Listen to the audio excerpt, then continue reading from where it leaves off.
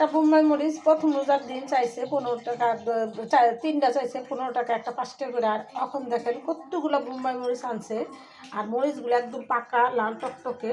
তো এই মরিচগুলো যে খাইব বুঝতে পারবো যে বোম্বাই মরিচের ঝাল কত। তো এই মরিচগুলো দেখেন শুকিয়ে গেছে গা, এটা আমি শুকিয়ে রেখে দিব। তা আপনারা যারা বোম্বাই মরিচ অনেক পছন্দ করেন তারা তো অবশ্যই জানেন এটা যে ঝাল কেমন, আর কিসের সাথে খেলে খুব মজা লাগে। ঝালমুড়ির সাথে খান, শুটকির ভর্তা খুদের ভাতের সাথে খান, ডালের সাথে খান, অনেক মজা। তো আমি এটা ধুয়ে শুকিয়ে নেব।